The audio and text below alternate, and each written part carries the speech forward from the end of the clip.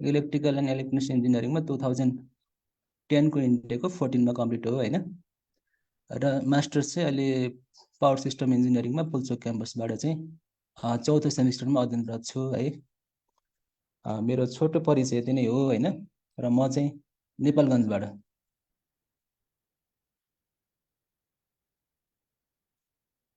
त्यसपछि अलिकति मैले आफ्नो अलिकति प्रोफेसनल एक्सपिरियन्सको कुराहरू अलिकति तपाईँहरूसँग सेयर गर्न चाहे हैन।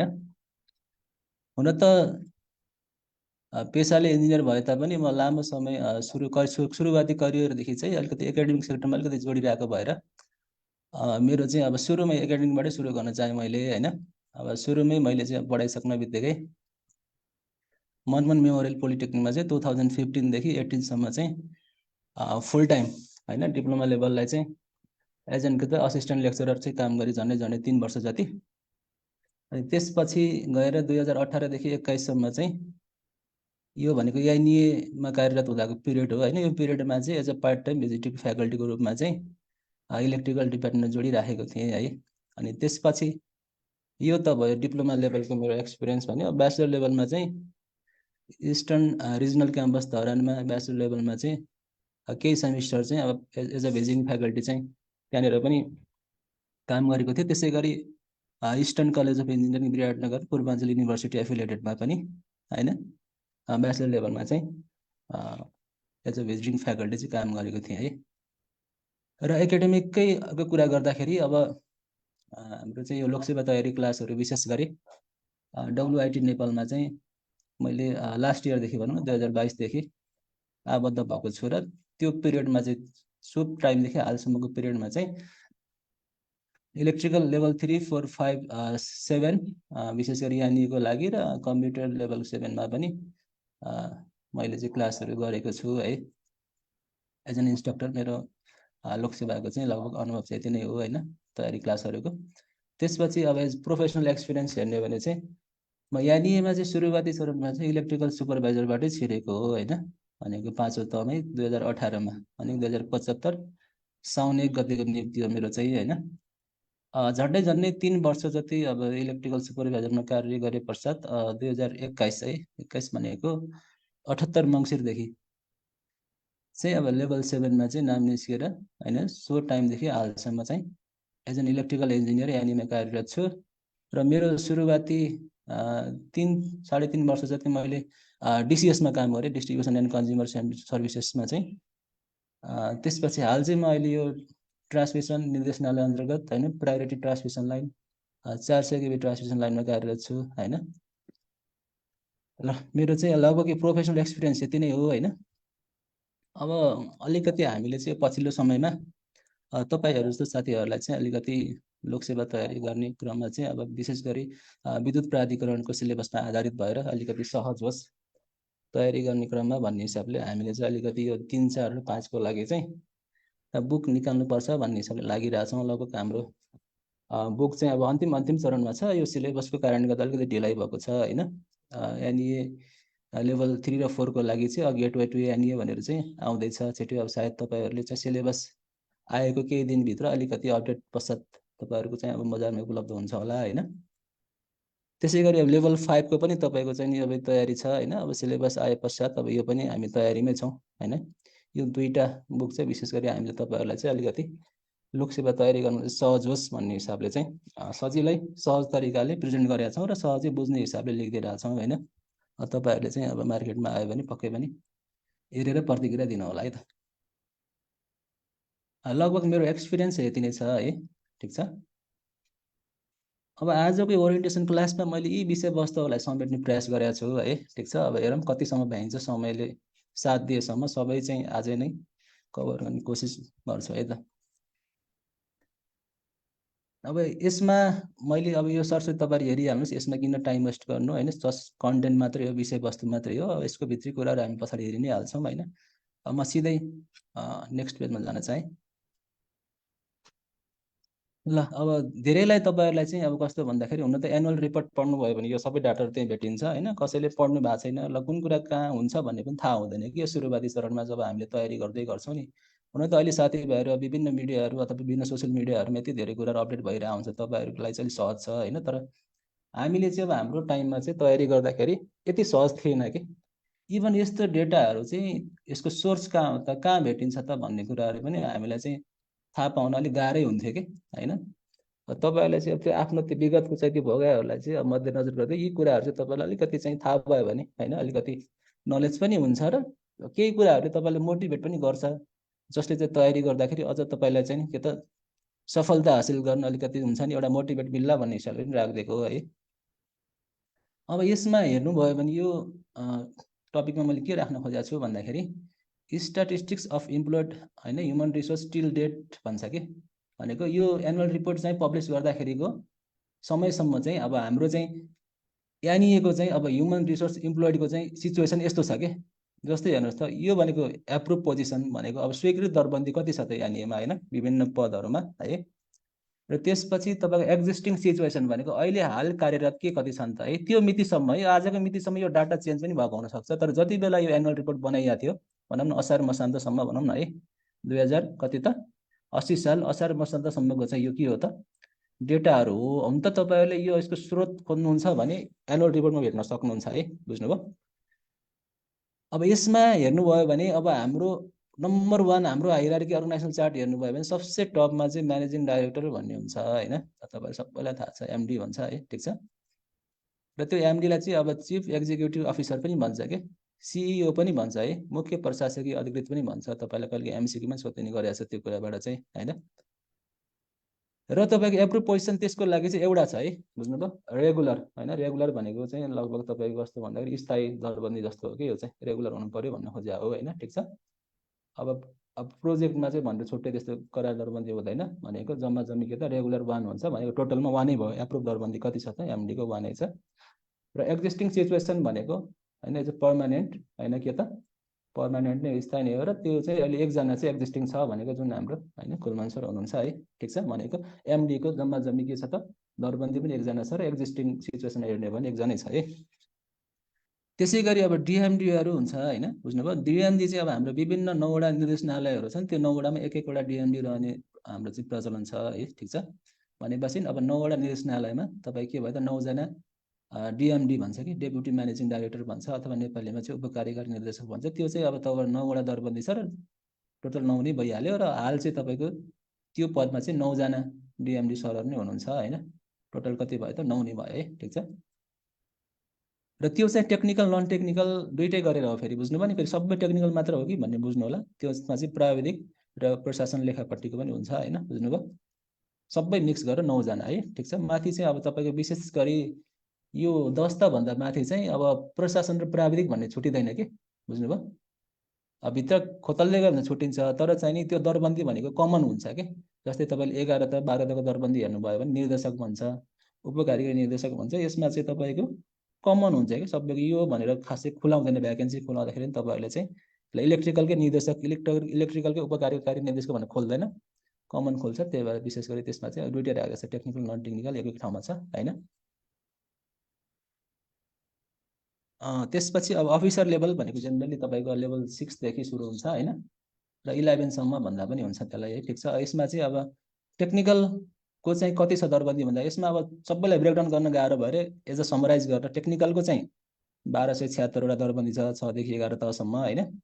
अनि प्रोजेक्टमा चाहिँ 113वटा दरबन्दी छ। अब यहाँनिरको आफ्नै प्रोजेक्टहरू पनि छन् कि थुप्रो प्रोजेक्टहरू छन् है, तिनीहरूमा पनि दरबन्दी छ। त्यसै गरी अब यो रेगुलर र तपाईँको प्रोजेक्टको दरबन्दी जोड्ने भने 1389 जना चाहिँ हो। र हाल चाहिँ तपाईँको कति त भन्दाखेरि 1205 जना चाहिँ कार्यरत छन्। एक्जिस्टिङ सिचुएसन चाहिँ टोटल कति भयो त 1205 नै भयो। झन्डै तपाईँको चाहिँ नि अब यो अफिसर लेभलको टेक्निकलको चाहिँ लगभग दरबन्दी नियर एबाउट फुलफिलै छ कि है, हेर्नुभयो भने झन्डै 1205 र 1389 भनेको 100 समथिङको डिफ्रेन्स छ। त्यो भनेको लगभग खासै धेरै दरबन्दी खाली भएको मानिँदैन कि है। त्यसपछि अब नन टेक्निकलमा तपाईँको 597 जनाको दरबन्दी हो, प्रोजेक्टमा 23 जनाको र जम्मा 620 जना हो भने हालको एक्जिस्टिङ सिचुएसन चाहिँ 584 जना चाहिँ पर्मानेन्टमा र 2 जना चाहिँ अब पेरियोडिकल डेली वेजेस अब मन्थली केमा छ होइन। त्यो सबै जोड्दाखेरि चाहिँ 586 भनेको यो पनि झन्डै फुलफिलको अवस्थामै छ कि। अब यो चाहिँ टोटल गरेको छ यसैलाई टेक्निकल नन टेक्निकल यति डाटा आउँछ। र सहायक स्तरमा हेर्नुभयो भने हेर्नुहोस् त, सहायक स्तरमा अब तपाईँहरू विशेष गरी टेक्निकल क्याटेगोरीमा पर्नुहुन्छ 1 देखि 5 भनेको होइन। यसमा चाहिँ अब रेगुलर स्थायी दरबन्दी भनेको तपाईँको 6081 जना छ कि, लेभल 1 देखि 5 सम्म है, ठिक छ। टोटल 6081 नै भइहाल्यो। र पर्मानेन्ट यसमा चाहिँ अब 4356 जना कार्यरत छन् हालको अवस्थामा। र तपाईँको अब पेरियोडिकल अथवा करारमा अथवा हुन्छ नि म्यादी करार के भन्छ कि तपाईँको मासिक करार हो, त्यस्तो त्यस्तोमा चाहिँ गरेर 117 जना कार्यरत छन् भनेपछि जम्मा जम्मी 4473 जना चाहिँ कार्यरत भएको पाइएको छ भने यसमा चाहिँ अलिकति तपाईँ सहायक स्तरमा चाहिँ धेरै नै दरबन्दी खाली छ तपाईँले हेर्नुभयो भने। किन भन्दाखेरि अब सबैभन्दा धेरै कर्मचारी हुने भनेकै सहायक स्तरका हुन् के, बुझ्नुभयो नि। भनेको विभिन्न हाम्रो डिस्ट्रिब्युसन सेन्टरदेखि लिएर होइन विभिन्न चाहिँ ट्रान्समिसन ग्रिड सबस्टेसनहरूदेखि लिएर होइन विभिन्न चाहिँ अब जेनेरेसन सेन्टरहरूमा चाहिँ के हुन्छ भन्दा अलिकति सहायक स्तर कर्मचारी धेरै चाहिने भएको भएर दरबन्दी बढी नै छ। झन्डै झन्डै ग्याप चाहिँ अलिकति बढी देखिएको छ हेर्नुहोस्, झन्डै झन्डै 1500 जना जतिको ग्याप देखिएको छ टेक्निकलमा। भनेपछि दरबन्दी चाहिँ छ भने फ्युचरमा पनि जोस् होइन स्कोप चाहिँ राम्रै छ क्या, बुझ्नु पनि फुलफिल तुरुन्तै भइहाल्ने अवस्था छैन। किन जुन रेसियोमा चाहिँ अब अवकाश हुन्छन् कर्मचारीहरू त्यही रेसियोमा भ्याकेन्सी खोलिदिएर आउँछ भने चाहिँ तपाईँको दरबन्दी चाहिँ धेरै नै भएको अवस्था छ है। अब तपाईँहरूले चाहिँ अब यो कुराहरू हेर्दाखेरि अलिकति तयारी गर्नुपर्छ होइन। अब हामीले पनि निकाल्न सक्छौँ, हामीले अवसर पाउन सक्छौँ आजको मितिमा, ननिस्क्यो भने भोलि पर्सि अथवा पछाडि पाउन सक्छौँ भन्ने तपाईँहरूलाई अलिकति कन्फिडेन्स चाहिँ हुन्छ यहाँबाट है। खासमा त्यो होस् भनेर चाहिँ राखेको हो है। भनेपछि अब एनइएमा टेक्निकल लेभलको चाहिँ विशेष गरी सहायक स्तरमा स्कोप अथवा फ्युचर राम्रै छ भन्ने देखिन्छ कि। किनभने एप्रुभ दरबन्दी 6081 जना छन्, कार्यरत चाहिँ 4473 जना छन् भनेपछि 1500-1600 जना चाहिँ अझै पनि के छ त लेसै छ भनेपछि स्कोप चाहिँ राम्रै रहेछ है, ठिक छ। त्यो कुरा देखाउन खोजेको थिएँ मैले। र सँगसँगै अरू कुराहरू पनि आइहाल्यो फेरि यसमा। नन टेक्निकलमा हेर्नुहुन्छ भने अब दरबन्दी भनेको अब विशेष गरी प्रशासन लेखापट्टि गरेर तपाईँको कस्तो हुन्छ भन्दा 33 जनाको छ। कार्यरत चाहिँ 2407 जना स्थायी छन् भने 94 जना चाहिँ करारहरू म्यादी केमा छन् होइन। सबै गरेर 2501 जना, त्यसमा पनि झन्डै झन्डै 800 जना जतिको भ्याकेन्सी छ है अझै पनि, बुझ्नुभयो। र यी भनेको टोटल गर्दाखेरि झन्डै झन्डै यानिएमा चाहिँ एप्रुभ दरबन्दी भनेको 11297 हो भने प्रोजेक्टमा चाहिँ 136 गरेर 11443 टोटल दरबन्दी छ होइन। र हाल कार्यरत भनेको चाहिँ 8775 भनेको अझै पनि स्टिल तपाईँको झन्डै झन्डै 26-2700 दरबन्दी चाहिँ अझै पनि फुलफिल भएको छैन के, भ्याकेन्ट छ है, रिक्त छ के, बुझ्नुभयो नि।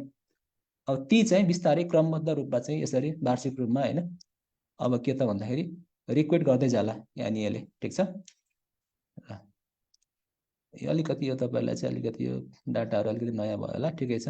धेरैले पढि पनि सक्नुभयो होला, त्यस्तो नयाँ पनि के छ र अहिले तपाईँ सबै कुरा खोजेर पढ्ने बानी छ होइन। अब अहिले भ्याकेन्सीको स्टाटस हेरौँ अलिकति साथीहरूलाई चाहिँ हुँदै सबैले हेरिसक्नु भएको छ, नयाँ कुरा केही पनि छैन होइन। त्यही पनि अलिकति म यसमा अलिकति केही 1-2वटा कुरा गर्न चाहेको मात्रै हो। 2080-81 को भ्याकेन्सी हुन त आउनुपर्ने समयभन्दा के 2-4 महिना ढिला चाहिँ आएको छ होइन। तैपनि जति सङ्ख्यामा आउनुपर्ने त्यति सङ्ख्यामा चाहिँ आएको छ, अलिक सन्तोषजनक नै छ होइन। यसो हेर्दाखेरि पनि तयारी गरौँ हुन्छ नि जस्तो लाग्ने खालको भ्याकेन्सी चाहिँ छ कि। किन भन्दा झन्डै झन् तपाईँले हेर्नुभयो भने 814, 25 होइन 29 भनेपछि 37 लगभग 40 जनाको भ्याकेन्सी छ होइन। देशभरि हेर्ने भने चाहिँ लेभल 5 मा इलेक्ट्रिकलको भनेको राम्रै हो क्या, बुझ्नुभयो नि है, ठिक छ। अब त्यही भएर तपाईँहरूले चाहिँ अब यसलाई हेरेर तयारी गर्नुहोस् र आफ्नो अब प्रदेशबाट कताबाट अनुकूल हुन्छ होइन, ठिक छ। अलिकति प्लानिङ गरेर सरसल्लाह गरेर गर्नु होला। दुविधा चाहिँ हुन्छ, धेरैजना साथीहरूले फिजिकल क्लासहरू अनलाइनमा सोधिराख्नु भएको हुन्छ होइन। के गरौँ सर कहाँबाट भरौँ भन्नुहुन्छ। अब यसमा कहाँबाट के गरौँ भरौँ भन्दा पनि अब आफूलाई जहाँ अनुकूल हुन्छ, जहाँ अलिकति चाहिँ आफूलाई हुन्छ नि अलिकति प्रोबेबिलिटी बढी लाग्छ त्यसरी गर्दा पनि हुन्छ हुन त अब आफूलाई एउटा सिट भए पुगिहाल्छ, एउटा सिट भएकै ठाउँमा गर्दा पनि हुन्छ हुन चाहिँ कन्फिडेन्स आइछ भने होइन। जस्तै सुदूरपश्चिमै भर्दा पनि भयो कि एकदमै ओभर कन्फिडेन्स छ जस्तो लाग्छ भने होइन। तर कन्फिडेन्सले मात्र पनि हुँदैन, फेरि यहाँ धेरै कुराहरू मेल खानुपर्छ होइन तपाईँको चाहिँ इक्जाममा सिफारिस हुनको लागि है। त्यो भएको भएर ठिकै छ। तपाईँहरू अहिलेको एजको मान्छेहरू, यो टाइमको मान्छेहरू त अब हामीहरूभन्दा धेरै स्मार्ट हुनुहुन्छ होइन। धेरै कुराहरू तपाईँले आफै पनि एनालाइसिस गरिसक्नु भएको छ है, कहाँबाट गर्दा के हुन्छ भन्ने कुरा। यसमा म धेरै कुरा गर्न चाहिनँ होइन। भन्न खोजेको चाहिँ भ्याकेन्सी चाहिँ राम्रै छ भनेर देखाउन खोजेको। त्यसमा पनि बागमती प्रदेशमा अझ धेरै राम्रो छ सङ्ख्यागत हिसाबले हेर्ने भनेर। सुदूरपश्चिम र कर्णालीमा अलिकति कम भएको जस्तो देखिन्छ है, ठिक छ। ल भनेपछि यो अब जेनरल तपाईँलाई एउटा चाहिँ रिभ्यू गरेको मात्रै हो है। यो सबै तपाईँलाई थाहा छ, धेरैले फर्म पनि भरिसक्नु भएको छ। अब लास्ट डेटतिर छौँ हामी है त। यो लेभल 5 को भने अब हामीले लेभल 4 को पनि अलिकति कुरा गर्न चाह्यौँ, 3 को कुरा गर्दिनँ। हामीले 4 र 5 लाई विशेष फोकस गरेर आउँछ र त्यसमा पनि अब हामीले सिलेबस वाइज हेर्ने भने चाहिँ 5 को पुरै कभर गर्छ। 5 को कभर गर्दाखेरि लगभग तपाईँको 100% लेभल 4 को पनि कभर भइ नै हाल्छ होइन। त्यो भएर हाम्रो अलिकति फोकस चाहिँ लेभल 5 लाई हुन्छ। अनि त्यसपछि अहिले हामी क्लास चाहिँ इङ्ग्लिस मिडियममा गर्छौँ होइन, र अब बुझाउँदाखेरि त अब नेपाली इङ्ग्लिस दुइटै मिडियम प्रयोग गरिन्छ होइन। त्यस्तो बुझाइमा चाहिँ गाह्रो नहोला भन्ने चाहिँ मैले चाहिँ अब विगतको अनुभवले चाहिँ त्यो बताउँछ है, मेरो विचारमा त्यस्तो लाग्छ। हेर्दै जाउँ होइन कस्तो हुन्छ। अनि त्यसपछि अब तपाईँको के छ अर्को भन्दाखेरि लेभल 4 को चाहिँ अब भ्याकेन्सी हेर्नुभयो भने रिक्त अथवा तपाईँको माग गरिएको चाहिँ अब पद सङ्ख्या हेर्नुभयो भने चाहिँ अब कोशी प्रदेशमा अलिकति धेरै देखिया छ है, बुझ्नुभयो होइन। कोशी प्रदेशमा अब चाहिँ अलिकति वितरण केन्द्रहरूको सङ्ख्याहरू पनि धेरै छ होइन। अब त्यो हिसाबले अलिकति धेरै नै देखिया छ कि। अनि राम्रै छ हेर्नुहोस्, मध्य प्रदेशमा पनि 12जना छ टोटल, बागमतीमा 13 होइन, र सुदूरपश्चिम कर्णालीमा पनि अब सानो प्रादेशिक कार्यालयहरू यिनीहरू होइन, सङ्ख्यागत हिसाबले हेर्ने भने चाहिँ, र ग्राहकको हिसाबले हेर्दाखेरि पनि त्यही पनि भ्याकेन्सी 7-7जना छ भने चाहिँ राम्रै हो कि है। त्यही भएर तपाईँले अब के गर्नु पर्यो भन्दाखेरि यसमा पनि तपाईँले आफूले कहाँ अनुकूल हुन्छ। अब प्रायः जसो 5 भन्ने साथीहरूले 4 त भरि नै हाल्नुहुन्छ र कसै कसै 3 पनि भर्नुहुन्छ होइन। त्यसमा चाहिँ खासै अप्ठ्यारो मान्नु पर्दैन। म चाहिँ नि अब डिप्लोमा गरेको मान्छे 3 तमा 4 तमा किन भर्ने भन्ने चाहिँ होला, अथवा ब्याचलर गरेको हुनुहुन्छ भने म 3-4-5 तमा मात्रै भन्छु, 3-4मा किन भर्ने भन्ने हुन्छ। अब सकेसम्म तपाईँले चाहिँ अब यहाँनिर चाहिँ एन्ट्री गर्नु नै खोज्ने प्लान गर्दै हुनुहुन्छ भने चाहिँ त्यो तहले पदले खासै फरक पार्दैन होइन। अब नेपालमै बसेर चाहिँ केही देशलाई सेवा गर्छु भन्ने हो भने चाहिँ एकदम ठुलै पदमा बसेर पनि सेवा गर्छु भन्ने चाहिँ सोच्नु हुँदैन कि। आफूले एउटा स्टेबिलिटी हेर्ने हो भनेर अलिकति करियरलाई चाहिँ अलिक स्टेबल बनाउँछु भन्ने भने चाहिँ ठिकै पनि छ कि। अलिक सेटिस्फाई हुने मान्छेहरूलाई ठिकै छ। अब कसैलाई चाहिँ सेटिस्फाई हुन सक्दैन भने त त्यो मान्छे जहाँ बाहिरै गएर पनि सेटिस्फाई हुँदैन होइन। त्यही भएर आफूले चाहिँ अब आफ्नो एउटा सेटिस्फ्याक्सन लेभललाई चाहिँ आफूले पनि चिन्नुपर्छ र त्यसमा सेटिस्फाई भएर बस्नुपर्छ। भन्दैमा फेरि तपाईँ एकदम सेटिस्फाई गरेर एकदम हल्ट भएर बस्ने पनि अलिक प्रोग्रेसिभ चाहिँ हुनुपर्छ कि होइन। अब तपाईँहरू चाहिँ एकदम चाहिँ ल पाँचै दममा चाहिँ निकाल्नु भयो भने पनि ल भोलि छ त कसरी हुने भन्ने कुरा चाहिँ अलिकति सोच्नु चाहिँ पर्छ है। फेरि एकदमै चाहिँ नि फेरि हल्ट भएर बस्नु पनि हुँदैन होइन। त्यसले चाहिँ मान्छेलाई चाहिँ एउटा ग्रोथ रोकिदिन्छ कि त्यो कुरा छ होइन। र यो चाहिँ भ्याकेन्सी तपाईँले हेरिहाल्नुहुन्छ, बुझिहाल्नुहुन्छ, यसमा किन धेरै कुरा गर्नु पऱ्यो है। त्यसपछि अब न्यू सिलेबसको कुरा छ। अब साथीभाइहरूलाई धेरैलाई चाहिँ अलिकति कन्फ्युजन छ अहिलेको समयमा। इभन हामी यो बुक निकाल्छौँ भनेर लागिरहेका मान्छेहरूलाई पनि समस्या भइरहेछ। अब तपाईँहरूलाई त झन् नहुने कुरै भएन, यो न्यू सिलेबसले गर्दा तपाईँले बुक पनि किन्न पाउनु भएको छैन होइन। अब पुरानै भएकै बुकहरू के किन्नु र होइन। अब नयाँ पाठ्यक्रम अनुसार नयाँ डाटा अनुसार किनौँ भन्ने धेरैको चाहिँ मनसाय होला। ठिकै छ, तपाईँहरूलाई चाहिँ अब त्यही कुराको चाहिँ अब सहजता होस् भन्ने हिसाबले हामीले पनि मेहनत गरिरहेछौँ, कोसिस गरिरहेछौँ होइन। सिलेबस आउने बित्तिकै चाहिँ हामीले चाहिँ अब मार्केटमा बुक ल्याउने कोसिस पनि गर्दैछौँ। प्रत्यक्ष गर्नु होला। अब हाम्रो यो गेटवे टु एनए भन्ने पेज पनि छ फेसबुक पेजमा होइन। छोटो समयमा एकदमै धेरै साथीहरूले फलो गरिदिनु भएको छ, 1600जना 1700जना पुग्न लागेको छ है। त्यो भनेको एकदम छोटो समयमा 1-2 महिनामै तपाईँहरूले त्यत्रो धेरै फलो गर्दै साथ दिनुभएको छ होइन। त्यसमा धेरै कुराहरू हामीले अपडेट पनि गरिरहेछौँ। अब त्यो बुक सम्बन्धी जानकारी प्लस तपाईँहरूलाई चाहिँ अब एज एक्जामिनेसन पोइन्ट अफ भ्यूले काम लाग्ने कि महत्त्वपूर्ण प्रश्नहरू र त्यसका चाहिँ डाटाहरू पनि हामीले त्यहाँ राखिदिइरहन्छौँ, हेर्नु होला होइन। कसैले फलो गर्नु भएको छैन भने होइन, फलो नगरे पनि त्यहाँ भएको कुराहरू चाहिँ पढिदिनु होला होइन, तपाईँलाई काम लाग्छ है। ल त्यो छ है। गेटवे टु एनए भन्ने पेज चाहिँ छ, त्यसमा तपाईँले धेरै अपडेट पाउनुहुन्छ र बुक के कति कहिले आउँछ कहाँ पाउँछ भन्ने कुराहरू पनि सबै त्यहीँ आउँछ। र नआत्तिनु होला है साथीहरू, किनभने धेरै साथीहरूले एकदम इन्क्वायरी गरिराख्नु भएको छ कि त्यो ग्रुपमा, अनि हामीलाई रिप्लाई दिन पनि दौडौ भइरहेको छ कि होइन। ल त्यो चाहिँ छ भनेपछि अब हेर्नुहोस्, सिलेबस चाहिँ चेन्ज 1 हुन्छ 2 हुन्छ 3 हुन्छ, हुनु चाहिँ हुन्छ कन्फर्म हुन्छ है, बुझ्नुभयो। अब तपाईँले चाहिँ अब हामीले रोकिनेवाला चाहिँ छैन भनेको नयाँ सिलेबस कन्फर्म आउँछ, बुझ्नुभयो। अब हामीले त्यो अनुसार मेन्टालिटी गर्ने, तर सिलेबस आएन भनेर चुप्प लाएर बस्ने अवस्था पनि छैन। किन भन्दा हामीलाई फर रिफरेन्सको लागि चाहिँ पुरानै सिलेबस पनि अभाइलेबल छ, धेरै साथीहरूले डाउनलोड गरेर राख्नु भएको छ होइन। र हाम्रो चाहिँ विभिन्न पेजहरू छन् अहिले त सोसियल मिडियामा, यति धेरै पेजहरू छन् यो तयारी सम्बन्धी। तपाईँहरूलाई त मेटेरियलको त समस्या हुँदैन जस्तो लाग्छ कि। अलिकति तपाईँलाई गाइडेन्सै चाहिन्छ कि, बुझ्नु, गाइडेन्स चाहिँ चाहिन्छ है। त्यो चाहिँ हामी दिइ नै हाल्छौँ, त्यसमा तपाईँहरूले चाहिँ अब समस्या मान्नुपर्ने कुरा केही पनि छैन। अब तपाईँले यो सिलेबस चेन्ज हुन्छ भन्ने, अब हुन्छ त भने मैले अब प्रमाण त पेस गर्नु पऱ्यो नि त होइन है। हुन्छ भने गफै दिए जस्तो हुन्छ फेरि है। अब हुन्छ भन्ने 2-3टा आधारहरू छन् होइन। त्यो आधारहरू मैले यहाँ प्रस्तुत गरेको छु होइन। अब तपाईँहरूले चाहिँ अब त्यति भएपछि ल सिलेबस चेन्ज हुन्छ भन्ने हिसाबले चाहिँ अब माइन्ड मेकअप गर्नुहोस् भनेर, र त्यो अनुसार चाहिँ एउटा मेन्टालिटी गर्नुहोस् र त्यो अनुसार तयारीमा जुट्नुहोस् भन्नको लागि चाहिँ मैले खासमा अलिकति यो तपाईँहरूलाई चाहिँ यो देखाउन खोजेको हो। हुन त धेरैलाई थाहा छ यो कुराहरू, तैपनि अब कसैलाई थाहा छैन भने चाहिँ यहाँ सुनिदिनु होला, हेरिदिनु होला है। ल यो भर्खरै मात्र तपाईँको यो भाद्र 1 गते चाहिँ एनइएले जुन पब्लिस गरेको एउटा चाहिँ एनुअल रिपोर्ट छ, त्यसमा पनि प्रष्ट लेखेको छ कि जुन हाम्रो सिलेबस अथवा तपाईँको नयाँ पदपूर्ति गर्ने भनेको यो पदपूर्ति विभाग भनेर छ हाम्रो प्रशासन निर्देशनालय अन्तर्गत होइन, रिक्रुटमेन्ट डिपार्टमेन्ट भनिन्छ, त्यो डिपार्टमेन्टको चाहिँ अब एनुअल प्रोग्रेस एक्टिभिटिजमा चाहिँ प्रष्ट लेख्नु भएको छ कि उहाँहरूले होइन, डिपार्टमेन्टले syllabus for all levels have been revised and updated भन्नुभएको छ कि सायद त्यतिखेरदेखि नै तयारीमा थियो, खालि लोकसेवाको एप्रुभल मात्र बाँकी थियो होला, अनि त्यही भएर उहाँले लेख्नु भएको छ सिलेबस चाहिँ अब रिभाइज लगभग भएको छ र अपडेट पनि हुन्छ भन्ने हिसाबले चाहिँ लेख्नु भएको छ।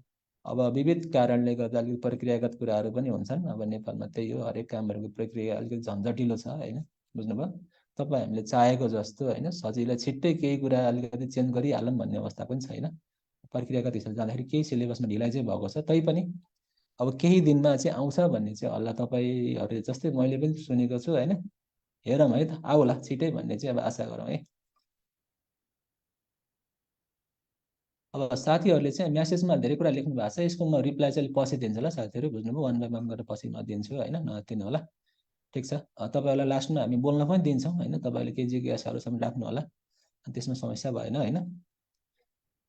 त्यसपछि अब एउटा आधार भनेको यो भयो सिलेबस चेन्ज हुन्छ भन्ने, र अर्को आधार भनेको चाहिँ अब विज्ञापनकै नोटिसमा पनि तपाईँले चाहिँ हेर्नुभयो भने होइन, पाठ्यक्रमको विषयमा अलिकति तल विशेष सूचना भनेर राखिदिनु भएको छ। यसरी पहिला यसरी विशेष सूचना चाहिँ कहिले पनि आउँथेन, यसपालि चाहिँ अलिक विशेष एक दुईवटा कारणले गर्दा विशेष सूचना पनि आएको पाइएको छ, किन भन्दाखेरि अब हाम्रो सर्वोच्चबाट चाहिँ एउटा अन्तरिम आदेश पनि भएको छ, परमादेश भएको छ, त्यसलाई पनि कोट गरेको छ, सँगसँगै अब पाठ्यक्रमको विषयलाई पनि कोट गरेको छ, र परीक्षा किसिम त यो पुरा नयाँ कुरा होइन, पुरानै कुरा हो, अब यो तपाईँहरूलाई थाहा भएकै कुराहरू छन् होइन। अब यसमा चाहिँ अब तपाईँको अब सर्वोच्च अदालतको कुरा पनि तपाईँलाई धेरै थाहा छ अहिले, किन भन्दा भ्याकेन्सीमा ढिलाइ भयो, पाठ्यक्रममा ढिलाइ भयो, तपाईँहरूले किन ढिलाइ भयो भन्ने विषयबाट यसको उत्तर प्रष्ट सबैजनाले पाउनु भएको छ, सोसियल मिडियामा धेरै लेखा पनि थियो होइन, र साथीभाइहरू एकदम तयारी गर्ने भएको हिसाबले जिज्ञासु भएको हिसाबले तपाईँहरूलाई प्रायः थाहा पनि छ है। अनि पाठ्यक्रमको कुरा गर्ने भने अब वेबसाइटमा चाहिँ राखिनेछ पछि भनेर हाम्रो चाहिँ विज्ञापनकै सूचनामा लेखिदिएको छ, त्यही भएर मैले अब यी दुईवटा आधार विशेष गरी पेश गर्न चाहेँ, एउटा यो विज्ञापनको सूचना र अर्को चाहिँ एनुअल रिपोर्टलाई आधार मान्ने हो भने सिलेबस चाहिँ 100% नयाँ आउँछ, र तपाईँको चाहिँ हाम्रो वेबसाइटबाट पनि होइन त्यो रिक्रुटमेन्टवाला सेक्सनमा चाहिँ पाठ्यक्रम राख्यो भने त्यसले त्यो हटाएको छ भनेपछि पुरानो हटाएको छ, नयाँ राख्नुको लागि होला पक्कै पनि, भनेपछि सिलेबस चाहिँ चेन्ज हुने चाहिँ पाइहाल्छ क्या, बुझ्नुभयो।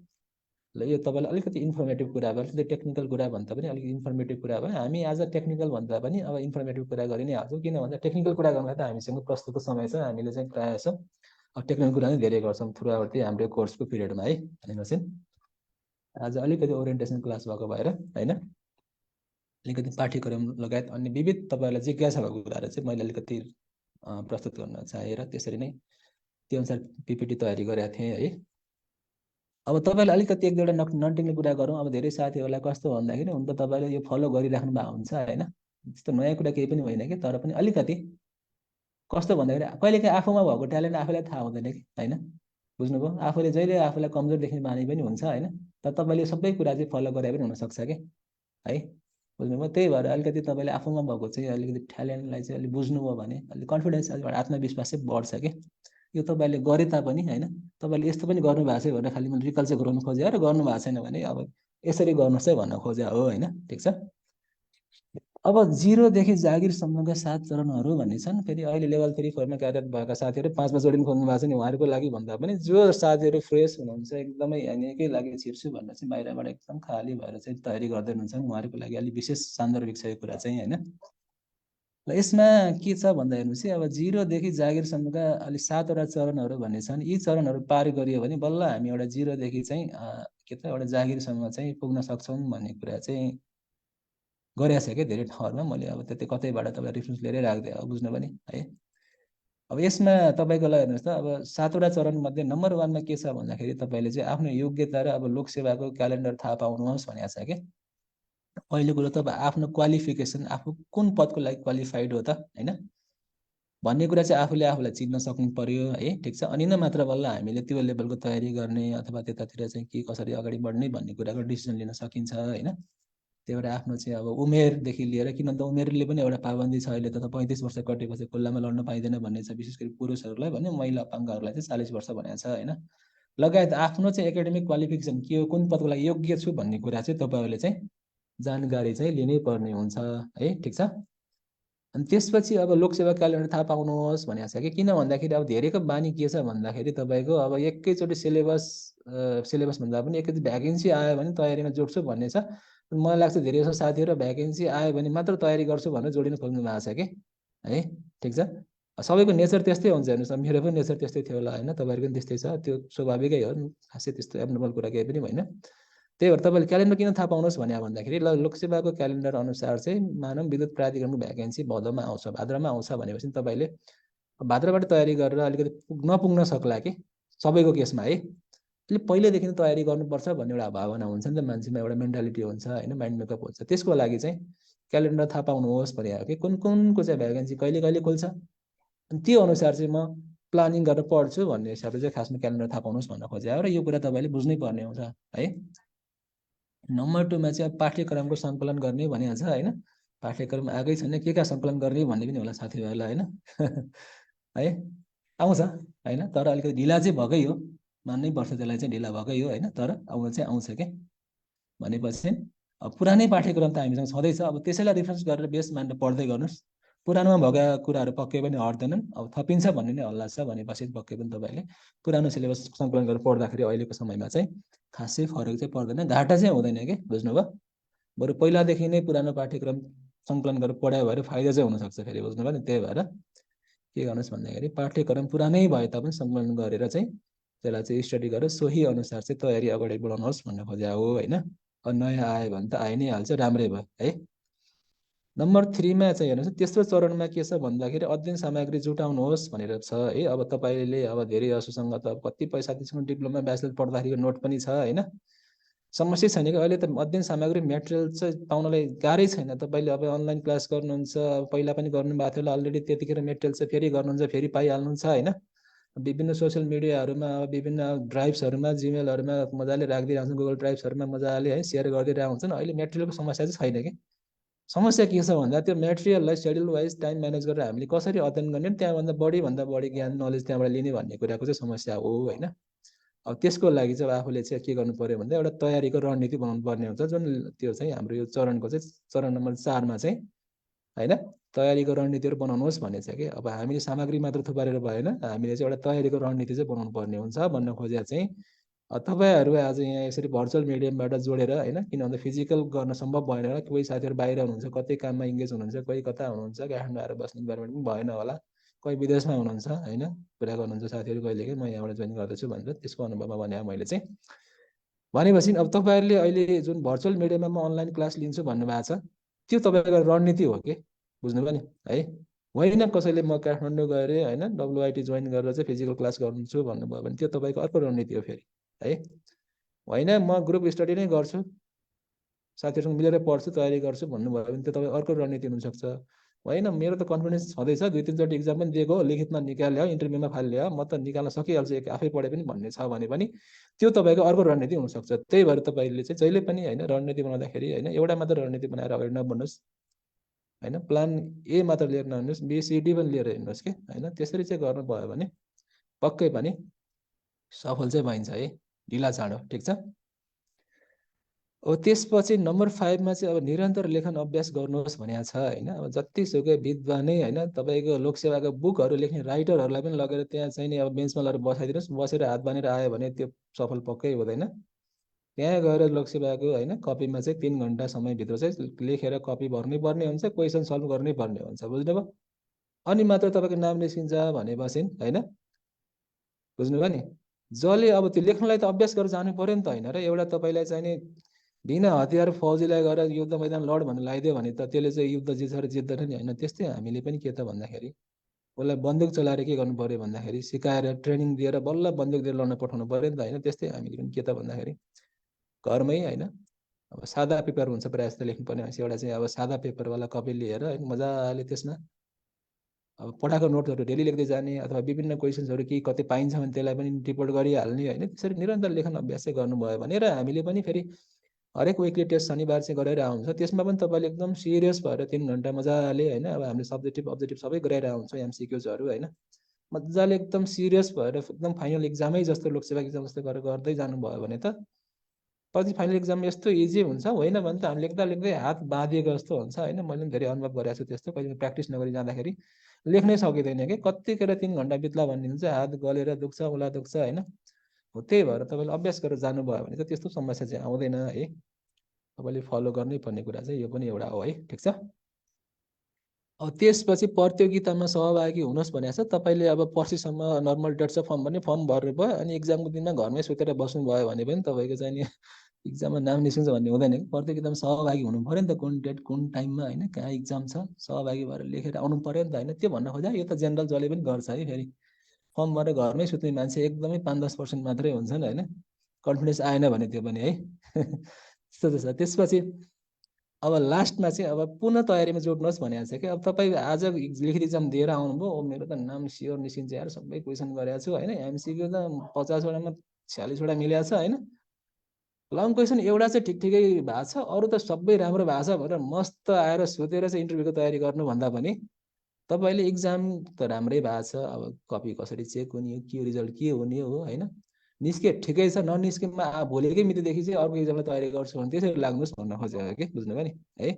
किन भन्दाखेरि एकै वर्षमा जतिसुकै राम्रो एक्जाम भयो भने पहिलोचोटि निस्किन्छ भन्ने चाहिँ हुँदैन कि। अब त्यो निस्किन्छ कसैको भने त्यो मान्छे साह्रै लकी हो। फेरि हेर्नुहोस् त्यसले सङ्घर्ष के हो भन्ने कुरा, फेलर के हो भन्ने कुरा बुझ्दैन कि होइन। एक दुईचोटि ठक्कर खाएर चाहिँ अब आएको मान्छेले धेरै कुराहरू बुझ्छ। म पनि 3-4चोटि ठक्कर खाएर बल्ल बल्ल भयो होइन, बुझ्नुभयो। भनेपछि त्यो चाहिँ छ, सकेसम्म चाहिँ पूर्ण तयारीमा जुटिहाल्ने है। तपाईँले एक्जाम दिएर आएको भोलिपल्टदेखि नै तयारीमा जुटिहाल्ने के। अहिले भ्याकेन्सी पनि आउँदैन, एक्जाम पनि हुँदैन, के पढ्नु र भनेर चाहिँ बस्ने बानी छ भने त्यो आजदेखि त्यागिदिनुहोस् होइन। त्यो चाहिँ राम्रो कुरा होइन हाम्रो होइन, करियरको लागि है। ल एकजना साथीले लेख्दै हुनुहुन्छ, नाम पनि देखिरहेको छ, नाम नभनौँ होइन, न त्यस्तो नगर्नुहोस् है, स्क्रिनमा गर्ने काम नगर्नुहोस् होइन। ल अब त्यसपछि अब के छ भन्दा यो लोकसेवामा किन नाम निस्कन्न भनेर जस्तै एक दुईचोटि फेलर भइसकेका साथीहरूलाई चाहिँ त्यो प्रश्नले आफैलाई प्रश्न गरिरहेछ। ल हेर्नुहोस् त, त्यो मान्छेले जो धेरैचोटि फेलर भइरहेछ, आखिर किन निस्किन्न त मेरो नाम भन्ने कुरा चाहिँ आफैले प्रश्न सोधिरहेको हुन्छ, तर कारण पत्ता नलगाए हुनसक्छ कि होइन। अब ती कारणहरू यी हुन सक्छन् भनेर मैले अलिकति तपाईँलाई के भन्दाखेरि यहाँनिर समराइज गरिदिन खोजिरहेको छु होइन। किन भन्दा कहिलेकाहीँ तपाईँले गरिरहेको कुरा आफैलाई थाहा हुँदैन कि, बुझ्नुभयो। अब मान्छेलाई सुन्नु न, तपाईँको टेन्सन कतिखेर हुन्छ भन्दाखेरि तपाईँले चाहिँ कुनै काम गर्न आउँछ होइन, अथवा आउँदै आउँदैन, तपाईँलाई के त्यो काम गर्नै सक्नुहुन्न, तपाईँले गर्नु भएको छैन भन्ने टेन्सन हुँदैन कि। तपाईँले कुनै काम गर्नु सक्नुहुन्छ होइन, तर त्यो गर्नु भएको छैन कि। थाहा छ तपाईँलाई म यो काम गर्न सक्छु, गर्नुपर्छ भने पनि थाहा छ, तर गर्नु भएको छैन भने टेन्सन हुन्छ, फ्रस्ट्रेसन हुन्छ, एङ्जाइटी हुन्छ, विभिन्न कुराहरू हुन्छन् होइन, तनाव हुन्छ। तनाव त्यसरी सिर्जना हुन्छ कि, बुझ्नुभयो। त्यही भएर अब सक्दै नसक्ने कुरालाई त तनाव लिएर बस्ने कुरो भएन, तर तपाईँले चाहिँ कतिपय कुरा कस्तो हुन्छ, गर्न सक्दा सक्दै गर्नु भएको हुँदैन भने तपाईँले फ्रस्ट्रेसन तनाव हुन थाल्छ है। भनेको तपाईँले नाम निकाल्न सक्नुहुन्छ कि है, तर आफ्नो केही कमी कमजोरी तपाईँले पहिला ल्याउन सक्नु भएको छैन होइन, त्यसपछि तपाईँ सफल हुनु भएको छैन भने यस्तो यस्तो कारणहरू चाहिँ हुन सक्छन् कि, ननिस्किने कारणहरू हेरौँ है त। जस्तै अब तपाईँ मेहनती मान्छे हो, एकदम टाइम टेबल फलो गरेर मैले यहाँ अगाडि भनेको यी 7वटा चरणहरू सबै मजाले चाहिँ फलो गर्ने मान्छे चाहिँ हो है, तर तपाईँको चाहिँ के त स्टडी अलिकति इरिलेभेन्ट स्टडीमा छ कि। मानौँ तपाईँलाई हेर्नु त, कुनै एउटा विषयवस्तु पढ्दै हुनुहुन्छ भने तपाईँ चाहिँ त्यसको पुरा चाहिँ नि होइन त्यसलाई खोतल्दै खोतल्दै एकदम जरासम्मै पुग्नु भयो कि। कतिपय विषयवस्तुहरू यस्ता हुन्छन् सरफेसली तयारी गरे पनि पुग्ने हुन्छन् कि। भनेको तपाईँले त्यो नलेज लिनु नराम्रो कुरा त होइन, तर तपाईँको स्टडी बढी भयो कि, तपाईँको टाइम त्यसैमा बर्बाद भयो नि त होइन है। त्यस्तो हुन्छ कि कहिलेकाहीँ हामी पाठ्यक्रमभन्दा बाहिर, विषयवस्तुभन्दा बाहिर धेरै गएर पढ्दाखेरि पनि हाम्रो चाहिँ असफलता हुने कारण एउटा त्यो पनि हुनसक्छ कि। त्यही भएर इरिलेभेन्ट स्टडी नगर्ने, सकेसम्म चाहिँ विषयवस्तुमा आधारित भएर कति लेभलसम्म पढ्ने भन्ने कुराहरू चाहिँ हामी गाइड गरि नै हाल्छौँ। र तपाईँको पास्ट क्वेसन्सहरूको प्याटर्नहरू हेर्नुभयो भने त्यो कुरा चाहिँ अब प्रष्ट थाहा हुन्छ होइन, हामीले कुन टपिकमा कुन लेभलसम्म गएर स्टडी गर्ने भन्ने कुरा है। र त्यो चाहिँ गर्नुहोस् भन्न खोजेँ। अब नट फलोइङ द सिलेबस भनेको सिलेबसलाई चाहिँ प्रोपरली फलो नगरेर पनि तपाईँको नाम ननिस्किन हुनसक्छ भन्ने कुरा छ होइन। अब सिलेबसमा एउटा कुरा छ है, तपाईँले चाहिँ अब जुन कुरा अलिकति फोकस गर्नुपर्ने थियो त्यसलाई भन्दा चाहिँ अरू बाहिरी कुरालाई धेरै फोकस गर्न थाल्नु भयो भने पनि तपाईँको नाम ननिस्किन हुनसक्छ भन्ने कुरा छ। थर्डमा चाहिँ अब ल्याक अफ प्रोपोर्सनल ब्रेकडाउन भनेर छ कि अब तपाईँले चाहिँ अब एउटा चाहिँ नि मानौँ एउटा सिलेबसमा भएको कन्टेन्टहरूको चाहिँ वेटेज अनुसार अथवा त्यसको चाहिँ भनौँ न होइन अलिकति कठिन सब्जेक्ट कुन छ अथवा अलिक गाह्रो सजिलो टपिक कुन छ त्यो अनुसार तपाईँले प्रोपर टाइमिङहरू अथवा प्रोपर त्यसलाई चाहिँ समय नछुट्याएर होइन सजिलो टपिकलाई धेरै चाहिँ तपाईँले टाइम दिएर पढ्नुभयो, गाह्रो टपिकलाई चाहिँ कम टाइम दिनुभयो भने पनि त्यसरी तपाईँले अरू प्रोपोर्सनल्ली टाइम ब्रेकडाउन गर्नु भएन, समय छुट्याउनु भएन होइन होइन त्यो पनि एउटा चाहिँ के त पोसिबल कजेस हुनसक्छ कि तपाईँहरूको नाम ननिस्किनु अथवा असफल हुनुमा भन्न खोजे अब खासमा चाहिँ सजिलो टपिकलाई धेरै समय पनि दिएको हुनसक्छ तपाईँले होइन भन्न खोजे चाहिँ त्यो हो। अर्को फेरि सर्फेस स्टडी भन्छ अलिकति हामीले कुनै पनि विषयवस्तुलाई फेरि अब एकदम ओभर सर्फेसले पनि पढेर हुँदैन, अलिकति अब इक्जामिनेसन पोइन्ट अफ भ्यूले चाहिँ अलिकति इम्पोर्टेन्ट टपिक छ सोधिराख्ने टपिक छ भने अलिकति हामीले अलिकति गहिरेर पनि पढ्नुपर्ने हुन्छ, सर्फेस स्टडी मात्र पढ्यो पनि हुँदैन भन्ने कुरा छ। त्यो पनि एउटा तपाईँको पोसिबल कज हुनसक्छ। र त्यसैपछि अर्को छ ल्याक अफ क्रिएटिभनेस भन्छ कि तपाईँले चाहिँ अब कस्तो भन्दाखेरि अलिकति लेख्दाखेरि अलिकति क्रिएटिभ देखाउनु भएन, अलिकति आफ्नो चाहिँ अलिक क्रिएटिभनेस देखाउनु भएन, पढ्दाखेरि अलिकति क्रिएटिभ भएर एउटा प्लानिङ गर्नु भएन भने होइन त्यो पनि एउटा कज हुनसक्छ है। ठिक छ।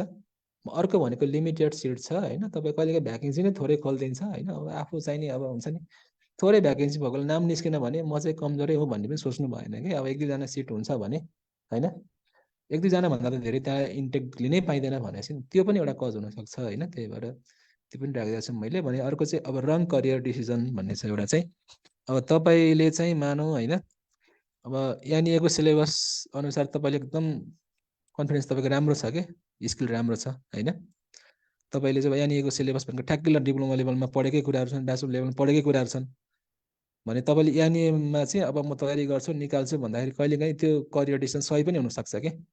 तर यता टेलिकम क्यानतिरको सिलेबस हेर्नुभयो भने अलिकति तपाईँको चाहिँ नि हामीले चाहिँ अब पढेको तयारी गरेको कन्टेन्टभन्दा अलिकति केही फरक छ कि अलिक पृथक छ होइन।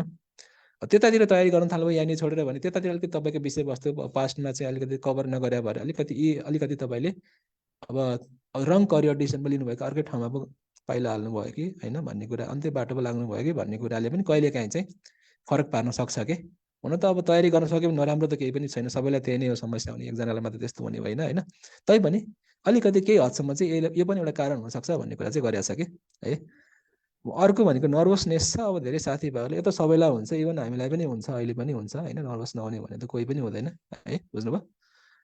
अब नर्भस भइन्छ कहिलेकाहीँ तयारी गर्दा गर्दै चाहिँ अब कन्फिडेन्स आउँदैन होइन, अब कहिले इक्जाममा गएर लेख्दा लेख्दै पनि क्वेसन देखेर आत्तिन्छ मान्छेहरू, नर्भस हुन्छ होइन, त्यस्तो चाहिँ हुनु भएन कि। ठिक छ के छ र यो नै सबै कुरा त होइन नि त होइन, बुझ्नुभयो, यो नभए अरू हुन्छ नि भन्ने हिसाबले होइन। आज फेलर भयो भने कुनै कुनै सक्सेस भइएला अथवा कुनै न कुनै एउटा चाहिँ अब सेकेन्ड अप्सन त हुन्छ नै भन्ने हिसाबले लाग्नु पऱ्यो कि होइन, यो नै सर्वोच्च हो, यो भयो भने सकिन्छ यार, म त सकिन्छु भन्ने सोचेर भएन। अब त्यस्तो भएन भने आफूलाई नर्भसनेस यत्तिकै हराउँछ कि आफूबाट होइन, त्यो कुरा चाहिँ तपाईँले विचार गर्नुपर्ने हुन्छ होइन। अनि त्यसपछि अब लक छ। अब तपाईँको कम्पिटिटिभ इक्जाम हो होइन, बुझ्नुभयो। अब लक चाहिँ चाहिन्छ नि कि, बुझ्नुभयो नि है। अब तपाईँले कस्तो हुन्छ भन्दा कहिलेकाहीँ चाहिँ अलिकति राम्रै लेख्नुभयो होइन, अब त्यो कपी चेक गर्ने मान्छे कुन हुँडा थियो, उसको चाहिँ अब इन्टेन्सन कस्तो छ होइन, उसको साइकोलोजी कस्तो छ, उसले त्यो अनुसार पनि तपाईँको मार्किङमा फरक परिरहेको हुन्छ कि, बुझ्नुभयो। तपाईँले भले राम्रै लेख्नुहोस् कि तपाईँको मानौँ कपीलाई मैले चेक गरेँ 5 जना भ्याकिङ छ, मैले अर्कै 5 जना चाहिँ सर्ट आउट गर्छु कि सर्टलिस्ट गर्छु। अब अर्को सरले गर्नुभयो भने उहाँले चाहिँ उहाँले अर्कै 5 जनाको लिस्ट नाम निकाल्न पनि सक्नुहुन्छ कि चेक गर्दा, त्यस्तो हुन्छ। त्यही भएर अलिकति लकले पनि फेभर गर्नुपर्छ भन्ने कुरा छ है। अनि लोकसेवा तयारी गर्दाखेरि चाहिँ अब तपाईँहरूले चाहिँ अब आवश्यक केही महत्त्वपूर्ण कुराहरू भन्ने छ, हुन त यो कुराहरू अगाडि कभर भइ नै सकेको छ होइन। त्यही पनि सरसर्ती जाउँ है, अलिकति यसलाई फास्ट गर्छु म, पछाडि टेक्निकल कुरा पनि केही गर्नुपर्ने छ तपाईँहरूसँग होइन। अब एकैपटकमा सफलता मिल्न नसक्दा तपाईँले फेरि पढेर नाम निकाल्छु भन्ने माइन्डसेट बनाउनुहोस् र त्यसपछि चाहिँ नाम निस्कनु भने चाहिँ पटक्कै हुँदैन होइन। एक न एकपटक चाहिँ अब हामीले चाहिँ कोसिस गऱ्यो भने, मेहनत गऱ्यो भने चाहिँ अवश्य निस्किन्छ भन्न खोजे हो होइन, बुझ्नुभयो। यस्तो कुराहरू तपाईँले अलिकति चाहिँ माइन्डमा लिनु भयो भने अलिकति एउटा कन्फिडेन्स चाहिँ बढ्छ कि आफूमा भन्ने हिसाबले राखिदिएको खासमा चाहिँ है।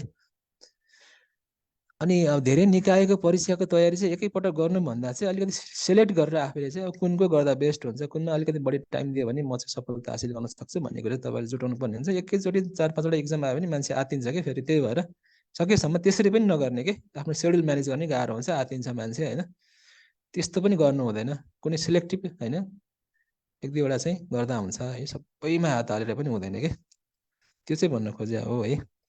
अब निरन्तरता भनेको चाहिँ सफलताको ठुलो शत्रु हो होइन। त्यसैले तपाईँले चाहिँ अब कस्तो भन्दा फर्म खोलेपछि भ्याकेन्सी आएपछि मात्र पढ्छु भन्दा पनि होइन, पहिलादेखि नै होइन रेगुलरली त्यसको तयारीमा लाग्नुभयो भने पक्कै पनि राम्रो हुन्छ भन्न खोजेँ। अब यसमा अब पठन लेखन तथा परीक्षामुखी अभ्यासलाई चाहिँ आफूले चाहिँ फलो गर्नु पर्यो निरन्तर रूपमा चाहिँ भन्ने कुरा गरेको छ कि तपाईँले पढ्नु पर्यो लेख्नु पर्यो र अलिकति इक्जामिनेसन पोइन्ट अफ भ्यूले चाहिँ मोडल क्वेसन वाइज अथवा त्यसरी चाहिँ लेख्नु पर्यो भन्ने कुरा गरेको छ होइन। त्यसपछि अब दैनिक रूपमा सबै विषयलाई चाहिँ सबै विषयवस्तुहरू हाम्रो विभिन्न विषयवस्तुहरू सबै एउटै सिलेबसमा समेटिया छन् 3 वर्ष हामीले पढेका डिप्लोमा लेभलमा होइन। भनेपछि अब हामीले के गर्नु पर्यो सबैलाई सेड्युल वाइज होइन रुटिन बनाएर पढ्दा अझ इफेक्टिभ हुन्छ क्या। एउटा च्याप्टर पढ अर्को पढ्छु भन्दाखेरि फेरि त्यो अलिकति इफेक्टिभ मानिँदैन भन्छ कि, बुझ्नुभयो नि। त्यही भएर सबैलाई रेगुलरली सेड्युल बनाएर पढ्दा चाहिँ राम्रो हुन्छ भन्ने कुरा गरेको छ। किन भन्दा त्यस्तो गऱ्यो भने फेरि एउटा पछि अर्को गर्नु थाल्यो भने अगाडिको पढ्दै जाने अनि पछाडि फेरि पढ्दै गइन्छ अगाडिको बिर्सिँदै गइन्छ कि होइन। त्यो भएर सकेसम्म सबै विषयवस्तुहरूलाई सेड्युल बनाएर चाहिँ राम्रोसँग अध्ययन गर्नुहोस् भन्ने चाहिँ हो यसको तात्पर्य होइन। अब जुन विषयमा आफूलाई चाहिँ अलिकति तुलनात्मक रूपमा चाहिँ अलिक कमजोर छु जस्तो लाग्छ भने अब अलिकति बढी समय दिनुपर्छ, साथीभाइसँग डिस्कसन गर्नुपर्छ भन्ने कुरा चाहिँ छ है। अब त्यो त सबैलाई थाहा भएकै कुरा छ यसमा। अनि परीक्षामा उत्तर लेख्दा सरल सफा तरिकाबाट लेख्नुपर्छ, जुन सजिलै जसले पनि पढ्न र बुझ्न सकोस् कि। तपाईँको कहिलेकाहीँ कपी चेक गर्दाखेरि कस्तो पनि देखिन्छ भन्दाखेरि होइन, इभन हाम्रो उयो मोडल क्वेसन्सहरूको कपी चेक गर्दाखेरि होइन एकदमै तपाईँले के लेख्न खोज्या भन्ने कुरो पनि बुझिँदैन कि, बुझ्नुभयो। यत्तिकै त्यो कपी भरे जस्तो लाग्छ, केयरमेट गरे हुन्छ, शब्दै बुझ्न गाह्रो हुन्छ, शब्द बुझ्यो भने सेन्टेन्सको भाव बुझ्न गाह्रो हुन्छ फेरि। हेर्नुहोस् त त्यसरी पनि लेख्नु भएन कि। त्यो त्यसरी लेख्ने भनेको जसले प्र्याक्टिस गरेर आउँदैन, जसले अभ्यास गरेर आउँदैन लेख्नलाई, त्यसले चाहिँ त्यस्तो लेख्छ कि। लेख्दा लेख्दै सेन्टेन्स मिल्दैन, कहिले त्यो भन्न खोजेको कुरा कनेक्सन हुँदैन, एउटा सेन्टेन्सबाट अर्को सेन्टेन्स कनेक्ट हुँदैन होइन, त्यस्तो चाहिँ भइरहेको हुन्छ। तर तपाईँले त्यस्तो चाहिँ गर्नु भएन कि। त्यो हटाउने भनेको तपाईँले के त भन्दाखेरि प्र्याक्टिस गरेर नै हो है फेरि। अनि अर्को कुरा भनेको अब लगको कुरा भनेको छ नि, लगको कुरा भनेको कस्तो भन्दा हेर्नु त सबैको उत्तर लगभग एउटै हुन्छ होइन। जसले गर्दा अब इक्जामिनरलाई चाहिँ कसलाई कति नम्बर दिने भन्ने दोधार चाहिँ हुन्छ है। त्यही भएर तपाईँले लेख्ने बेला के गर्नु पर्यो भन्दा अलिकति नयाँपन अलिकति मौलिक शैलीमा लेख्नु पर्यो र होइन सकेसम्म आफ्नो कमजोरी चाहिँ अब कपीमा देखाउनु भएन कि, बुझ्नुभयो। जस्तै आफूलाई केही कुरा अलिकति आफ्नो विकनेस छ भने चाहिँ तपाईँले यसरी लेख्नु पर्यो कि आफ्नो विकनेस त्यहाँ झल्किनु भएन कि। फ्याट इक्जामिनरले एक ठाउँमा तपाईँको अलिकति कमजोरी पक्रियो भने सबै ठाउँमा यही गरेको छ कि भन्ने हुन्छ। अनि हरेक क्वेसनमा 0.5 मार्क्स कम दियो भने पनि 10-15वटा क्वेसनमा त्यति गर्दा कति मार्क्स घट्छ र हाम्रो चाहिँ अब ऱ्याङ्किङ कहाँदेखि कहाँ पुग्छ भन्ने कुरा चाहिँ तपाईँहरूले सहजै अनुमान गर्न सक्नुहुन्छ कि होइन। त्यो कुरा चाहिँ छ है ल। अब त्यसपछि अब अलिकति छ है, नआत्तिनु होला, यो धेरै छैन तर तपाईँलाई काम लाग्ने कुरा चाहिँ छ कि। अब लोकसेवामा नाम निकाल्न हरेक कुरामा सामान्य जानकारी हुनु चाहिँ जरुरी हुन्छ कि। अब विषयवस्तुलाई मात्र टेक्निकल कुरा मात्र एक्सपर्ट भएर पनि हुँदैन, अलिक जान्ने भएर पनि हुँदैन होइन। अलिकति अब हामीलाई सिलेबस अहिले अलिकति समसामयिक कुराहरूदेखि लिएर अलिकति जानकारीहरू होइन, अलिकति पत्र पत्रिका प्रकाश लेख रचनाहरू पनि पढ्नुपर्ने गरी चाहिँ सिलेबस बनाइदिएको छ है। त्यो भएको भएर अलिकति तपाईँले यो कुरालाई चाहिँ फोकस गर्नुपर्ने हुन्छ है। अनि लोकसेवामा सोधिने प्रश्नको दायरा अलिकति फराकिलो हुने भएको भएर सकेसम्म पाठ्यक्रमलाई आधार बनाइ चाहिँ पढ्ने। अब दायरा एकदम फराकिलो छ भने सबै कुरा गर्न खोजेर पनि भ्याइँदैन होइन, बुझ्नु। त्यही भएर पाठ्यक्रमलाई अलिकति आधार बनाएर हामीले त्योबाट अलिकति रिलेटेड टपिकहरू छ त्यस्तो पनि हेर्नुपर्छ, एक्सटर्नल टपिक सिलेबसमा नभएको भए पनि भन्न चाहिँ खोजेको छ। तर एकदमै धेरै बाहिर पनि जानु हुँदैन फेरि है, किन भन्दा हाम्रो निश्चित समय सीमा हुन्छ होइन। धेरै बाहिर गएर पढ्न खोज्यो भने चाहिने कुरा छुट्न पनि सक्छ। अनि तपाईँले सबै जहाँबाट मेटेरियल कलेक्सन गरे तापनि जे गरे तापनि हामीले प्रोभाइड गरेर मेटेरियल हेरे तापनि तपाईँले चाहिँ आफैले सकेसम्म आफ्नै भाषामा बुझ्ने नोट आफैले लेखेको नोट चाहिँ बनाएर अध्ययन गर्ने बानी गर्नुभयो भने ठ्याक्क इक्जाममा चाहिँ अलि रिकल गर्न राइटिङ छिटो छिटो लेख्न सहज हुन्छ कि। ल मैले यो पेजमा यो लेखेको थिएँ, योबाट कलेक्सन गरेर यो एउटा समरी बनाएको थिएँ, यो हुन्छ है भन्ने कुरा ठ्याक्क त्यो कपीको पेज पनि कहिलेकाहीँ लेख्ने बेला याद आइरहेको हुन्छ कि। त्यो सकेसम्म तपाईँले चाहिँ आफूले चाहिँ आफ्नो लागि चाहिँ आवश्यक हुने नोट अथवा आफूले बुझ्ने भाषामा सहजै रूपमा चाहिँ लेख्नुभयो भने एकदमै बेटर हुन्छ। तयारी गर्दा छिटो पनि हुन्छ। फेरि तपाईँ इक्जाममा तपाईँले मानव 1 महिनामा पुरै सिलेबस पनि कभर गर्न सक्नुहुन्छ कि आफ्नै नोट छ भने चाहिँ है, त्यस्तो चाहिँ हुन्छ। त्यही भएर त्यो गर्ने बानी चाहिँ बसाल्नुहोस् आजकै मितिदेखिमा। सुरुको दिन डे 1देखि नै गरे पनि सम्भव छ होइन। म अलिक पछि पछि गर्छु भन्दै गयो भने छोड्दै छोड्दै जान्छ, अल्छी लाग्छ फेरि। त्यो सबै ह्युमनको नेचरै त्यस्तै हो है ल। अब परीक्षार्थीले नजाने कुरा परीक्षामा लेख्नु हुँदैन। अब त्यो लेख्यो भने चाहिँ के हुन्छ तपाईँको कमजोरी त्यहाँ झल्किन्छ, बुझ्नुभयो नि। त्यही भएर सकेसम्म नजानेको कुरा चाहिँ नलेख्ने। धेरै लेख्छु भन्दैमा पनि कहिलेकाहीँ कस्तो हुन्छ नजानेको कुराहरू पनि कन्फिडेन्स छैन भने लेखिन्छ कि। यसको अर्थ फेरि क्वेसनै छोडेर आउनुहोस् भने चाहिँ होइन है फेरि होइन। अब क्वेसनै छोड्नु भन्दा त बरु लास्टमा चाहिँ त्यस्तो क्वेसनहरूलाई लास्टमा चाहिँ अन्तिममा होइन अलिकति केही मिलाएर लेख्न चाहिँ सकिन्छ फेरि है, फेरि छोडेर आउने चाहिँ होइन है फेरि यसको अर्थ चाहिँ।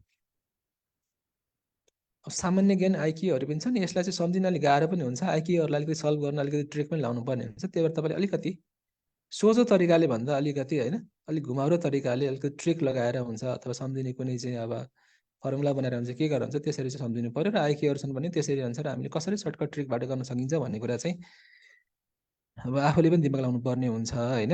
अब आइक्यू भनेको अब तपाईँ हामी इन्जिनियरिङको विद्यार्थीहरूलाई म्याथमेटिक्स राम्रै हुन्छ होइन, आइक्यू गर्न सक्नुहुन्छ, तर त्यही हो समस्या, समय टाइम बढी लाग्न सक्छ कि बुझ्नुभयो। मानौँ 10वटा आइक्यू सल्भ गर्नलाई अब 1 घन्टै लाउनु भयो भने त सबै क्वेसन छोड्छ के अरे होइन। त्यही भएर आइक्यू भने तपाईँले यसरी तयारी गर्नु पऱ्यो कि अब जिकेको त कुनै दायरा छैन होइन, तर आइक्यूलाई चाहिँ तपाईँले अलिकति प्रायः अब आउने क्वेसन्सहरू त्यस्तै प्याटर्नमा सोधेर आउँछ, अलिकति ट्रिक लगाएर कसरी हुन्छ कम समयमा सल्भ गर्न सकिन्छ भन्ने हिसाबले जानु पऱ्यो कि है, त्यो कुरा छ। अनि प्रयास गरेर मात्र सफल भइँदैन भने सबैलाई थाहा छ होइन, त्यसलाई अलिकति व्यवस्थित चाहिँ बनाउनु पर्ने हुन्छ तपाईँहरूले। तपाईँले जुन तयारी गर्नुहुन्छ अलिक प्रयास गर्नुहुन्छ त्यसलाई व्यवस्थित तरिकाले अलिक प्रयास निरन्तरता दिनुभयो, अलिकति प्र्याक्टिस गर्दै जानुभयो भने चाहिँ बेटर हुन्छ है। ल जुन विषयमा आफू चाहिँ अलिकति विक छ त्यो विषयलाई अलिकति बढी समय छुट्याउनुहोस् भनेको छ, ठिकै छ। अनि आफूलाई चाहिँ सधैँ मोटिभेटेड र अलिकति आत्मविश्वासी बनाउनुहोस् भनेको छ कि आफूलाई मोटिभेटेड बनाइएन भने चाहिँ पढ्नै मन लाग्दैन हेर्नु है।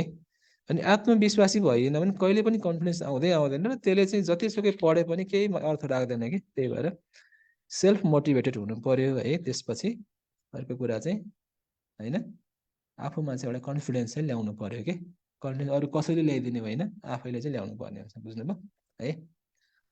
ल अब सेल्फ मोटिभेट हुनु भएन भने पनि होइन टाइममा त म घचघचाइरहेको हुन्छु होइन, बुझ्नुभयो, त्यो चाहिँ आउँछ बिस्तारै होइन। अलिकति अब हाम्रो चाहिँ अब एनए भन्ने चाहिँ अर्गनाइजेसन चाहिँ अब कस्तो भन्दाखेरि अलिकति पावरसँग रिलेटेड चाहिँ अर्गनाइजेसन हो। यसले चाहिँ पावरलाई चाहिँ जेनेरेसन पनि गर्छ, ट्रान्समिसन पनि गर्छ, डिस्ट्रिब्युसन पनि गर्छ भनेपछि होइन।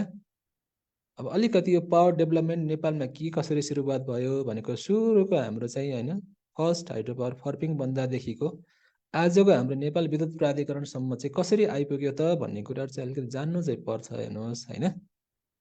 त्यो भयो भने अलिकति आफ्नो इतिहास बुझ्यो भने अलिकति हामीलाई पनि ल यसरी चाहिँ रहेछ घटनाक्रम, बुझ्नुभयो, यो हुँदै योसम्म आएको रहेछ भन्ने कुरा चाहिँ जानकारी भयो भने अलिकति होइन अझ अलि जोस जागर आउँछ कि यस्तो यस्तो भए रहेछ होइन भन्ने कुरा पनि हुन्छ र अलिकति विगतका कुराहरू पनि थाहा हुन्छ कि। अब त्यही कुरा मैले अलिकति औल्याउन चाहेको छु है। अब यसमा हेर्नुभयो भने अब history of power development Nepal भनेको छ, नेपालमा चाहिँ अब पावर डेभलपमेन्टको इतिहास के छ त होइन, कसरी आजको मितिसम्म आइपुगेको छ भन्ने कुरा चाहिँ यहाँ गर्न खोजिरहेको छु। अब हेर्नुहोस् है, फर्स्ट पोइन्टमा के भनेको छ भन्दा नेपाल चाहिँ कस्तो भन्दा हाइड्रो रिसोर्सेसमा एकदमै धनी देश हो होइन, ठिक छ। अनि यहाँ चाहिँ नेपालमा चाहिँ पर क्यापिटा हाइड्रो पावर पोटेन्सियल चाहिँ के त भन्दाखेरि एकदमै हाई छ विश्वभरिको हेर्ने हो भने चाहिँ। पर क्यापिटा भनेको मानव नेपालको पपुलेसनले टोटल हाइड्रो पावर पोटेन्सियललाई डिभाइड गर्नुभयो भने एकजनाको भागमा कति मेगावाट अथवा कति किलोवाट पर्छ त, त्यो चाहिँ एकदमै हाई छ कि अन्य देशको तुलनामा, बुझ्नुभयो है। 83,000 मेगावाट भनेको त्यति ठुलो क्यापासिटी त होइन, बुझ्नुभयो, तर यहाँको पपुलेसनको हिसाबले हेर्ने हो भने पर क्यापिटा हेर्ने हो भने त्यो पोटेन्सियल चाहिँ एकदमै धेरै हो कि, बुझ्नुभयो। अनि त्यसपछि अब 83,000 मेगावाट चाहिँ अब एप्रोक्सिमेटली क्यापासिटी छ भनेर चाहिँ एकजना चाहिँ हाम्रो होइन सरले चाहिँ पहिला नै तपाईँको पिएचडीको थेसिसमा चाहिँ रिसर्च गर्दाखेरि पत्ता लगाएको कुरा हो होइन। र त्यसमा पनि तपाईँको इकोनोमिकल्ली चाहिँ फिजिबल है, आर्थिक हिसाबले चाहिँ अब गर्दाखेरि फाइदाजनक है भनेको चाहिँ 43,000 मेगावाट मात्रै छ भन्ने चाहिँ फेरि स्टडीले देखाएको छ होइन। त्यो चाहिँ भयो अलिकति हाम्रो क्षमता पोटेन्सियल के कस्तो छ त पावरमा, हाइड्रो पावरमा भन्न खोजे हो है। किन भन्दा हाम्रो कन्ट्री भनेको टोटल्ली हाइड्रो डोमिनेटेड छ, जति पनि पावर सोर्सेसहरू छन् सबै हाइड्रो पावर नै छन् भन्ने हिसाबले चाहिँ त्यो कुरा गरे हो है। अब त्यसपछि तपाईँको इतिहास हेर्नुहुन्छ भने अब after the establishment of first hydro power plant जुन फर्पिङ हो 500 किलोवाटको इन 1911 एडीमा बनेको त्यो चाहिँ होइन। The second hydro power plant चाहिँ के त 640 को सुन्दरीजल भन्ने चाहिँ कति त 1936 एडीमा चाहिँ बनेको है, बुझ्नुभयो। त्यसपछि अब त्यो बनिसकेपछि सिमिलरली त अब मोरङ हाइड्रो पावर कम्पनी भन्ने एउटा इस्टाब्लिस भएको थियो 1939 मा, त्यसले चाहिँ 677 मेगावाटको चाहिँ किलोवाटको चाहिँ हाइड्रो पावर प्लान्ट चिसाङ खोला भन्नेमा यो शिखरवास भन्छ यसको नाम चाहिँ। अहिले त यसको अस्तित्व नै छैन। एकचोटि चाहिँ 1960मा ल्यान्डस्लाइड सहित पहाडी आउँदा डिस्ट्रोय भएको भन्ने चाहिँ कुरा छ इतिहासमा हेर्दाखेरि होइन, बुझ्नुभयो। अनि त्यसपछि अब हिस्ट्रीमा कन्टिन्यू छ यहाँनिर हेर्नुहोस् है। त्यसपछि के भयो हेरौँ है त। त्यसपछि the development of the hydro power was institutionalised after the initiation of development planning process भन्छ कि अलिकति हाइड्रो पावर पहिला यत्तिकै हावातालमा ऱ्यान्डमली होइन भयो भने अलिकति संस्थागत हिसाबले है ल यो पछि यो गर्छु एउटा प्लानिङ वाइज के यति पिरियडमा यो गर्छु, यसपछि यो गर्छु, यति जेनेरेसन गर्छु, यो हाइड्रो पावर बनाउँछु भन्ने चाहिँ अलिकति हिसाबले संस्थागत कहिले भयो भन्दाखेरि जब तपाईँको डेभलपमेन्ट प्लानिङ प्रोसेसहरू भन्छ नि, आवधिक योजनाहरू भन्छ नि होइन, हो त्यो सुरुवात भएदेखि भयो भन्छ कि जस्तै फर्स्ट 5 इयर प्लान भन्छ है त्यतिखेर। अब अहिले त 15औं योजना सकिएर 16औंको पनि अवधारणा आइसकेको छ है, बुझ्नुभयो। अब त्यो चाहिँ अब तपाईँहरूले पढि नै हाल्नुहुन्छ पछि होइन, समस्या छैन त्यही पनि। अब हेर्नुहोस् त फर्स्ट 5 इयर प्लान भन्छ कि 1956 देखि 61 सम्म है। सन् 1956 देखि 61 सम्म चाहिँ तपाईँको के त भन्दाखेरि पहिलो 5औं वर्ष योजना चाहिँ आएको थियो है। त्यसले चाहिँ अब हाइड्रो पावरमा चाहिँ 20 मेगावाट चाहिँ 5 वर्षको अवधिमा 20 मेगावाट चाहिँ हाइड्रो पावर चाहिँ उत्पादन गर्छु भनेर एउटा लक्ष्य चाहिँ राखेको थियो। तर टार्गेट चाहिँ त्यतिखेर पुरा भएको चाहिँ थिएन है, विविध कारणले गर्दाखेरि होला त्यो टार्गेट चाहिँ पुरा हुन सकेको थिएन। त्यसपछि during the second 3 year plan, अब त्यसपछि दोस्रो प्लान चाहिँ 3 वर्षको आएको थियो 62 देखि 65 सम्म होइन। त्यसमा चाहिँ केही प्रोग्रेस चाहिँ एचिभ भएको थिए है, बुझ्नुभयो। अनि त्यसपछि अब till 1962 AD the electricity department of HMG भन्छ कि अब श्री 5को सरकारको चाहिँ त्यतिखेर विद्युत विकास भन्ने थियो एउटा हेर्नुहोस् है, के अरे विद्युत विभाग थियो है, सरी विद्युत विभाग थियो, जसले चाहिँ के गर्थ्यो भन्दा इलेक्ट्रिसिटीलाई त्यो टाइममा 1962 सम्म है जेनेरेसन पनि उसैले गर्थ्यो, ट्रान्समिसन उसैले गर्थ्यो। अहिलेको एनइएले गरेको काम ठ्याक्कै त्यतिखेर त्यसले गर्थ्यो कि इलेक्ट्रिसिटी डिपार्टमेन्टले के गर्थ्यो त्यतिखेरको 1962 सम्म चाहिँ जेनेरेसन पनि गर्थ्यो, ट्रान्समिसन गर्थ्यो, डिस्ट्रिब्युसन सबै गर्थ्यो कि है। अब त्यसपछि हेर्नुहोस् त इन 1962 के भयो भन्दाखेरि 1962मा चाहिँ अब नेपाल विद्युत कर्पोरेसन भन्ने छुट्टै एउटा बडी बनाइयो होइन, एनइसी भन्छ, नेपाल विद्युत कर्पोरेसन है नेपालीमा चाहिँ, ठिक छ। यसले चाहिँ इस्टाब्लिस गरियो र यसले चाहिँ के गर्थ्यो भन्दाखेरि ट्रान्समिसन र डिस्ट्रिब्युसन मात्र गर्ने उद्देश्यले यसलाई खोलिएको थियो कि, बुझ्नुभयो।